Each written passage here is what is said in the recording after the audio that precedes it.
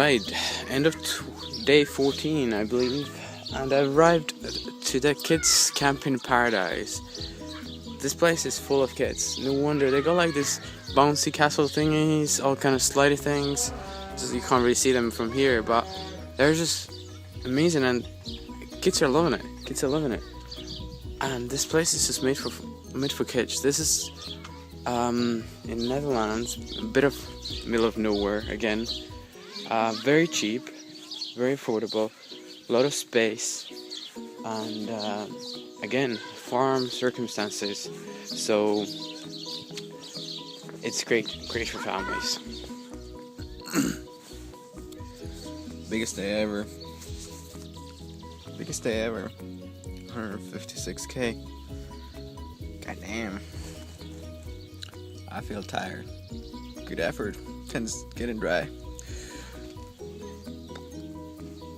Day 15 tomorrow. We'll see where I go.